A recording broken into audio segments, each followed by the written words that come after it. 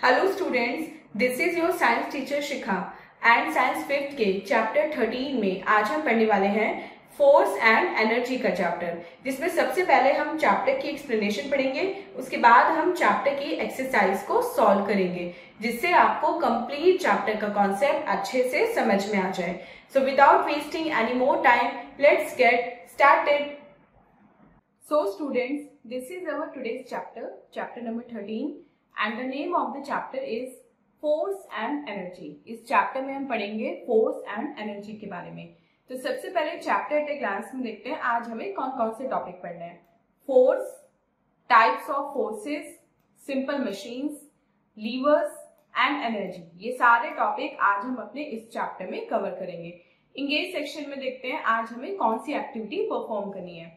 Identify the action being performed, push or pull in each case। अब यहाँ पे आपको 4 एक्टिविटीज दी गई है जिसमें कुछ एक्शन परफॉर्म हो रहे हैं। अब आपको क्या करना है, उन एक्शंस को देखना है, बताना है कि उसमें पुश लग रहा है या पुल लग रहा है। तो चलिए मेन चैप्टर रीडिंग स्टार्ट करते हैं स्टूडेंट। सबसे पहले पढ़ते हैं फोर्स के बारे में। अपनी डेली लाइफ में हम बहुत सारे एक्शन परफॉर्म करते हैं। जब भी हम किसी ऑब्जेक्ट को उसकी जगह से दूसरी जगह रखना चाहते हैं तो या तो हम उसको पुश करते हैं, ऐसे खिसकाते हैं, या हम उसको खींचते हैं, मतलब पुल करते हैं।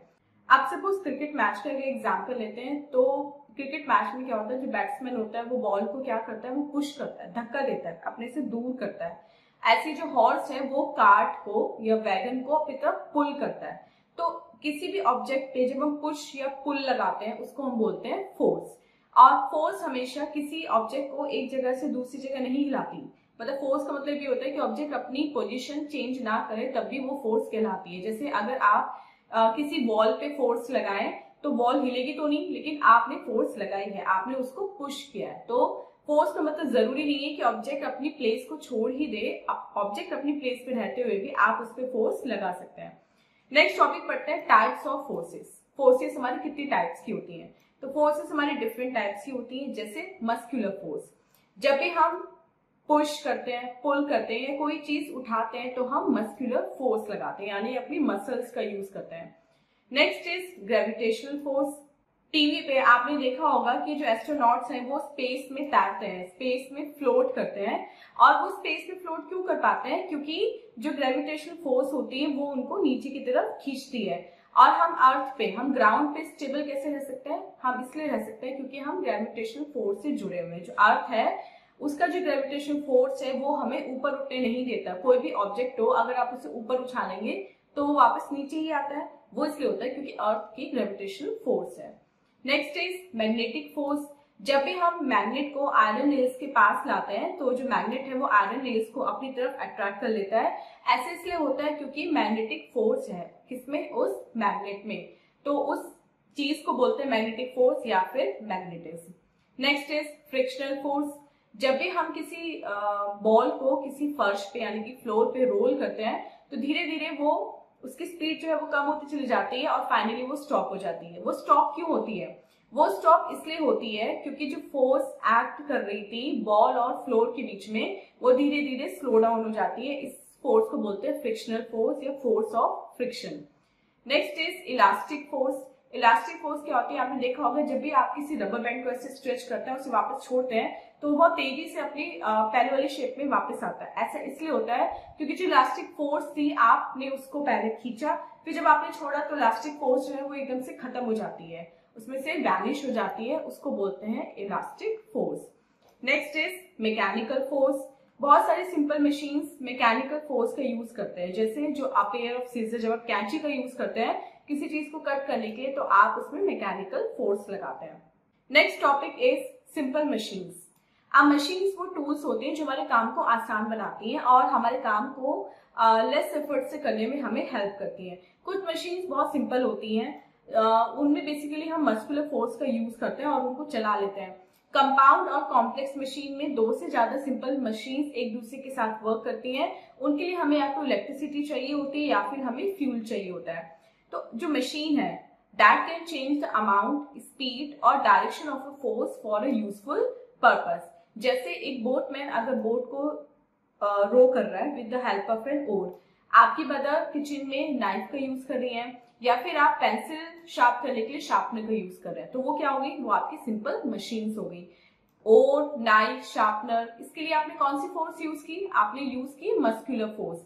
ये होती है हमारी सिंपल मशीन्स। और सिंपल मशीन हमारी बहुत सारे टाइप की होती हैं, जैसे lever, pulley, inclined plane, screw, wheel, and axle and wedge. ये सब हमारी सिंपल मशीन्स के एग्जाम्पल है। और कॉम्प्लेक्स मशीन्स इन्हीं सिंपल मशीन्स को जोड़ के बनाई जाती हैं। तो सबसे पहले पढ़ते हैं लीवर के बारे में। लीवर्स क्या होता है? लीवर एक बार या एक बोर्ड होता है जो किसी सपोर्ट पे रेस्ट करता है, और वो सपोर्ट ग्राउंड में फिक्स होता है, कहीं ना कहीं पॉइंट पे वो फिक्स होता है। तो लीवर क्या करता है, that can transfer and increase the force applied to one end of it. People use levers to move heavy objects and open things like the lid of a box. अब जो liver है उसके 3 important part होते हैं, fulcrum, load and effort. तो ऐसे ही liver की 3 classes भी होती हैं, और सभी क्लासेस में हम पढ़ेंगे उनके पोजीशन ऑफ द लोड के बारे में, एफर्ट एंड फल्क्रम चेंज के बारे में। तो सबसे पहले पढ़ते हैं लीवर की फर्स्ट क्लास के बारे में। जो फर्स्ट क्लास का लीवर होता है उसमें जो फल्क्रम होता है वो सेंटर में होता है। Scissor, seesaw, trolley, plier, hand pump, ये सब हमारे फर्स्ट क्लास लीवर के एग्जाम्पल हैं। इसमें फल्क्रम बीच में होता है, इधर लोड होता है और उधर हमारा इफेक्ट लगता है। सेकेंड क्लास लीवर में जो लोड होता है वो सेंटर में होता है, और एग्जाम्पल है सेकेंड क्लास लीवर के nutcracker, wheelbarrow and bottle opener. और थर्ड क्लास लीवर में एफर्ट सेंटर में होता है, लोड हमारा एक्सट्रीम एंड पे होता है। एग्जाम्पल है इसके tweezers, tongs, stapler and fishing rod. तो फर्स्ट क्लास लीवर में फल्क्रम सेंटर पे होता है, सेकंड क्लास लीवर में क्या सेंटर में होता है, सेकंड क्लास लीवर में हमारा लोड सेंटर में होता है, एंड थर्ड में हमारा एफर्ट सेंटर में होता है। नेक्स्ट पढ़ते हैं पुली के बारे में। पुली एक व्हील होता है जो अपने रिम पे ग्रूव करता है, और पुली से क्या जाती है, हमारी रोप जाती है, रस्सी जाती है। आपने देखा होगा कि कुएं से जब हम पानी निकालते हैं तो हम एक बकेट अटैच करते हैं, और बकेट किससे अटैच होती है, पुली से अटैच होती है। पुली पे ग्रूव होता है, उससे हमारी रस्सी जो है वो बांधी जाती है। तो जैसे जैसे हम रस्सी को ढीला करते जाते हैं, वो रस्सी पुली पे घूमते हुए बकेट को नीचे ले जाती है, और जब बकेट फिल हो जाती है हम वापस उसको खींचते हैं, तो वैसे घूम घूम के वापस हमें बकेट ऊपर लाके दे देती है। नेक्स्ट पढ़ते हैं इंक्लाइंड प्लेन के बारे में। इंक्लाइंड प्लेन क्या होता है? इंक्लाइंड प्लेन एक जेंटल स्लोप होता है जो हैवी लोड को लेस एफर्ट के साथ मूव कराता है। मतलब हमें ज्यादा ताकत नहीं लगानी पड़ती किसी हैवी लोड को मूव कराने में, क्योंकि पुश और पुल जो है ऑब्जेक्ट से बहुत ज्यादा इजी हो जाता है स्लोप पे, हमें उसको उठाना नहीं पड़ता। तो आपने देखा होगा व्हील चेयर है, सपोज व्हील चेयर अगर आप फ्लैट सरफेस पे ले जा रहे हैं तो इजीली चल जाती है, लेकिन अगर आप उसको हाइट पे पहुंचाना है तो वो मुश्किल हो जाता है। तो हम ऐसे में क्या करते हैं, हम रैंप का यूज करते हैं ना, स्लोप का यूज करते हैं। स्लोप से या रैंप से क्या होता है, जो आपकी व्हील चेयर है, कोई भी हैवी लोड है, अगर आप उसमें व्हीकल लगा रहे हैं उस लोड को ले जाने के लिए, तो इंक्लाइंड प्लेन पे वो जो आपका लोड है वो इजीली उतर जाता है और आपको उसमें ज्यादा मेहनत नहीं करनी पड़ती। तो ये जो रैंप है ये हमारा इंक्लाइंड प्लेन का एग्जाम्पल है। और कुछ और एग्जाम्पल है इसके, wooden plank, staircase and sloping road. आपने देखा होगा इंक्लाइंड प्लेन हॉस्पिटल से बहुत ज्यादा कॉमन होता है। ट्रॉलीज और व्हील चेयर्स जिसमें पेशेंट बैठे होते हैं उनको ले जाने के लिए इंक्लाइंड प्लेन वाली जो जगह है वही यूज की जाती है।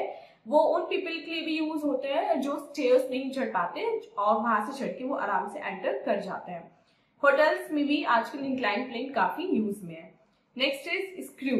स्क्रू एक सिंपल मशीन होती है जो एक्चुअल में एक इंक्लाइंड प्लेन ही होती है, जो एक रॉड के चारों तरफ लिपटी हुई होती है जो एक स्पैरल बना देती है। आप जब स्क्रू को टर्न करते हैं तो फोर्स अप्लाई होती है जो उस स्क्रू को, उसके पॉइंट को किसी भी ऑब्जेक्ट में ड्रिल करने में हेल्प करती है। और उससे क्या होता है, हम ऑब्जेक्ट को उठा भी सकते हैं, ऑब्जेक्ट को नीचे रख भी सकते हैं। आपने देखा होगा जार्स में, इलेक्ट्रिक बल्ब्स में, स्क्रू जैक्स में, ड्रिलिंग मशीन, नट बोल्ट में हम स्क्रू देख पाते हैं। Next is wheel and axle. एक व्हील और एक्सल जो है उसमें एक व्हील होता है जो किसी भी एक्सल या ड्रम पे माउंट किया जाता है, और जो लार्जर व्हील होता है वो स्मॉलर व्हील यानी कि एक्सल को रोटेट कराने में हेल्प करता है। एग्जाम्पल है इसके bicycle wheels, door knob, screw driver and the steering wheel of a car.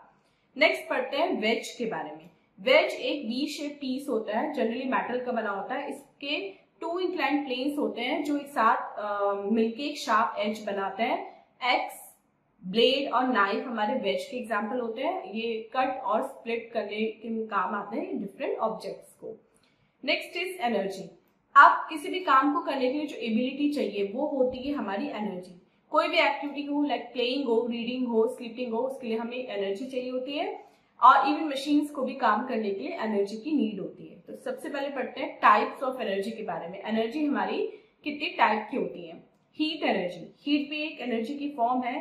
सन के अलावा हमें हीट एनर्जी मिलती है फ्यूल्स के बर्न करने से, जैसे वुड से, कोल से, केरोसिन से एंड एलपीजी से, और हम हीट एनर्जी का यूज करके घर में कुकिंग करते हैं। Next is light energy. Light energy वो एनर्जी होती है जो हमें चीजें देखने में हेल्प करती है। सन, टॉर्च, बल्ब, ये सब हमारे एग्जांपल हैं लाइट एनर्जी के। Next is kinetic energy. Kinetic energy energy की वो फॉर्म होती है जिसमें कोई ऑब्जेक्ट हम पजेस करते हैं इसके मूवमेंट की वजह से। सपोज जब कार मूव होती है तो ये काइनेटिक एनर्जी पजेस करती है। मूविंग वाटर में भी काइनेटिक एनर्जी होती है। Next is potential energy. हमारी बॉडी में जो एनर्जी स्टोर होती है due to its position is called potential energy. अब टैंक में जो वाटर स्टोर होता है वो पोटेंशियल एनर्जी का एग्जाम्पल होता है। Next is mechanical energy. Mechanical energy वो एनर्जी होती है जो किसी ऑब्जेक्ट के थ्रू प्रोड्यूस्ड होती है ड्यू टू इट्स मोशन और due to its position. Next nuclear energy. Nuclear energy atomic power station में यूरेनियम का यूज करके प्रोड्यूस की जाती है और इसमें न्यूक्लियर रिएक्टर से बहुत ज्यादा हीट निकलती है। It heats water into steam which turns the turbine of electric generator. Next is elastic energy. ये तब ऑब्टेन होती है जब हम यार्न को ट्विस्ट करते हैं, रबर पीसेस या स्प्रिंग को ट्विस्ट करते हैं। जब ये ऑब्जेक्ट स्पेंड होकर कॉन्ट्रैक्ट होते हैं तब इलास्टिक एनर्जी रिलीज होती है। कैटापुल्ट और बो या एरो जो है हमारे वो इलास्टिक एनर्जी के एग्जाम्पल है। Next is electrical energy. Electric energy energy की वो फॉर्म होती है जो इलेक्ट्रिक करंट के फ्लो से बनती है। TV, computer, refrigerator, washing machine, जितने भी इलेक्ट्रिकल डिवाइसेस हैं वो इलेक्ट्रिकल एनर्जी पे वर्क करती हैं। Next is wind energy. Moving air को हम क्या बोलते हैं? मूविंग एयर को हम बोलते हैं विंड। और विंड में पावर होती है चीजों को मूव करने की और यही पावर होती है हमारी विंड एनर्जी। ये इलेक्ट्रिसिटी जनरेट करती है with the help of windmill. Next is solar energy. Heat, sun के थ्रू जो हीट एंड लाइट प्रोड्यूस होती है वो बहुत ज्यादा इनॉर्मस होती है। मतलब सन बहुत ज्यादा अमाउंट में हीट एंड लाइट प्रोड्यूस करता है तो इसको हम as a power source use कर लेते हैं इलेक्ट्रिसिटी और हीट को जनरेट करने के लिए। सोलर पैनल्स जो है वो सोलर पावर स्टेशन में जाके क्या करते हैं, हीट एंड लाइट को कैप्चर करते हैं जिससे वो इलेक्ट्रिसिटी में कन्वर्ट हो जाता है। So student, this was a chapter. अब चलते हैं अपने एक्सरसाइज 10 की तरफ और देखते हैं एक्सरसाइज 10 में आज हमें कौन कौन से क्वेश्चंस करने हैं। First is tick the correct option. We are able to stay on the ground because of gravitational force. Second, scissors and trolley किसके एग्जाम्पल हैं? Scissors and trolley are second class lever. Third, doorknob is a screw. Fourth, axe, blade and knife are example of inclined plane. And fifth, moving water possess potential energy. B, fill in the blanks.